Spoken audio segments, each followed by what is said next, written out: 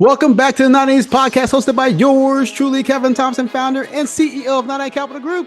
Thank you guys for joining us. As I always say, subscribe to this channel. As I always say, go and get my book, MLB to CFP, live on Apple and Amazon. If you have any questions, comments, or concerns, you can email us at info@99capitalgroup.com. Send us your questions. You go to the website at www.99capitalgroup.com. Schedule your appointment. As you know, we're here to do what? Educate, empower, and engage, and also entertain. And we're talking today about those bond vigilantes. What's your name? Bond. James Bond. No, the bond vigilantes. We're talking, going in depth about interest rates, talking a little bit about housing and why rates aren't going to come down anytime soon. Let's get it.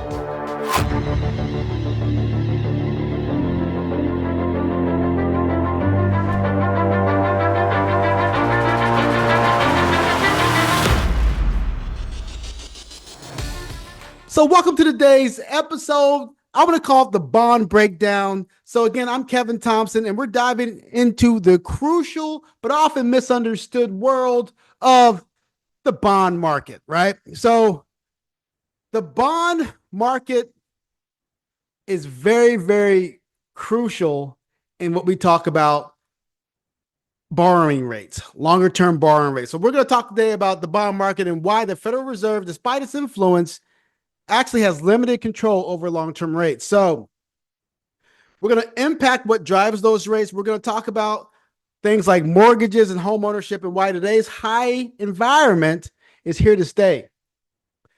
So let's talk about first the Federal Reserve versus long-term rates.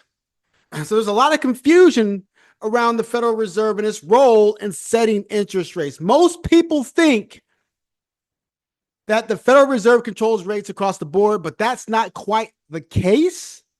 While the Federal Reserve may influence short-term rates for borrowing for banks, the federal funds rate, but it doesn't has very little impact on the long-term rate. So here's the reality. Longer-term rates, especially those in the 10 and 30-year yields, are influenced by a mix of market participants like demand, inflation expectations, global economic factors, and of course, our beautiful, beautiful deficit. So when you see Fed hiking or lowering rates, it doesn't mean mortgages, for example, are going to go up and go down, are going to move in lockstep. Instead, long-term rates are heavily tied to what we call the 10-year treasury yield, which often dances to its own tune. So it's important to understand that just because the Fed comes out and says, Kevin, we're going to lower rates by 50 basis points. Well, they did that a couple of months ago. And what happened to the 10-year treasury? It went up 100 basis points from 350 to 450. So what does that mean? Very little impact on what happens to the 10-year, the 20-year, the 30-year rates. More about the short-term funding and lending. So that's part one. Part two, I want you guys to think about this. So when I first bought my home, it was a 6 or 7% interest rate. A little bit higher, but the price of the home was much, much lower. So it's much easier to get a home back then. But the era of low long-term rates, I'm gonna tell you right now, is over. You may have grown up in a 3% or 2% world over the last decade and so. That was an artificial environment, artificial. So for many years, we experienced what we called a golden era of low long-term interest rates. This environment made borrowing incredibly cheap and was a huge driver behind home ownership boom. Mortgages were affordable and the barrier to entry for home ownership was relatively low. However, that era is likely behind us. Today, we're in a higher rate environment and it's shaping up to be the new normal for the foreseeable future. The bond market is telling us that we're in a period of higher rates for longer. Inflation concerns, government borrowing, and even shifts in global demand for the U.S.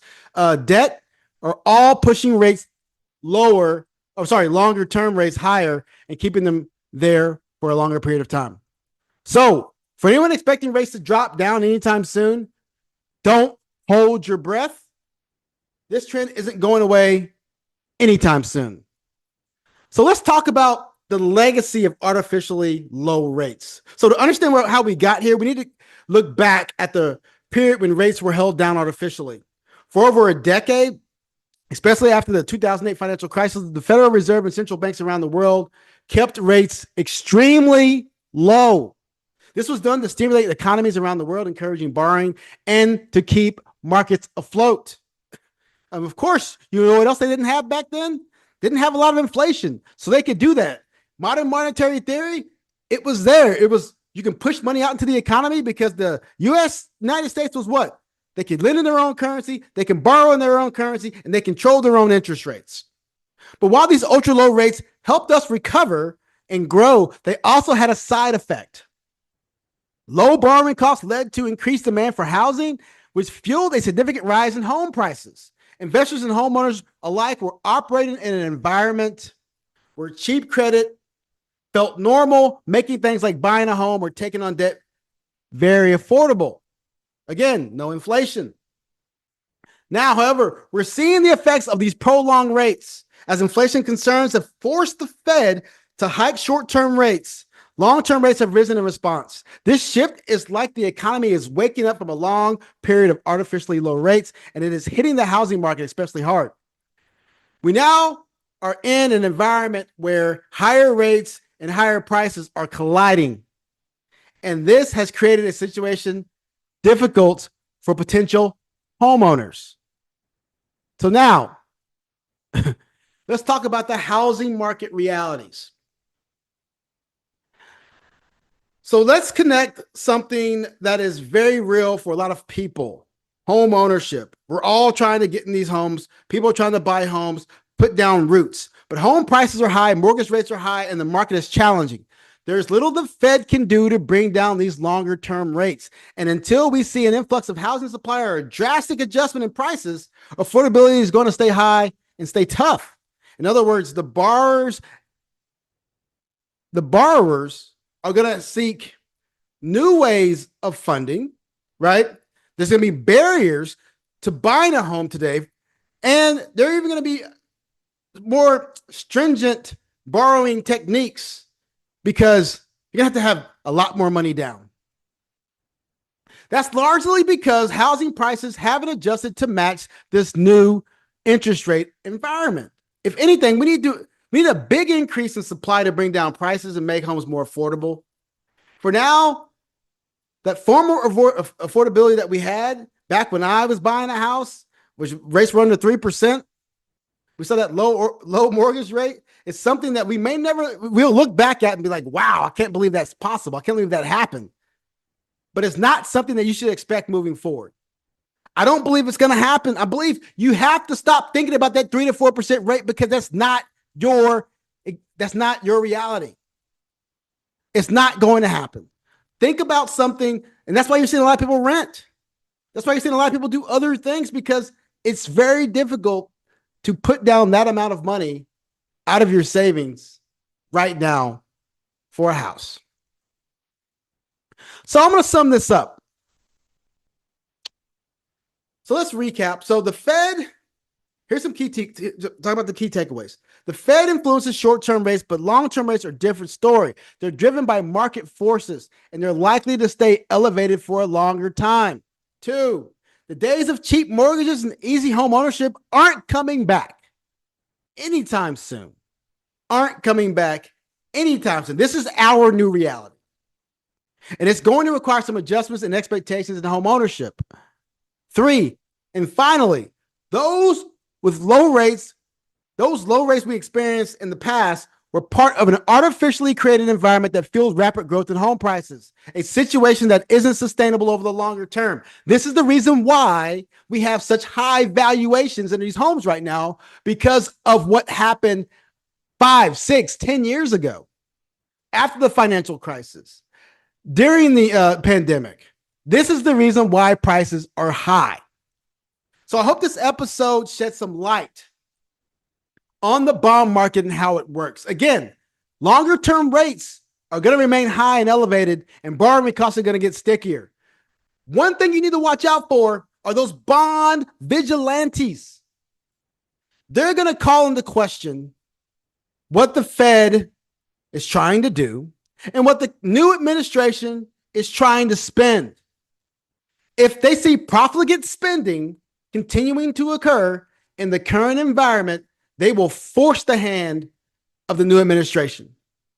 They will say, no, we're not going to allow the market to open up. We're going to continue to sell long-term bonds, get yields really high, and just choke that market off altogether.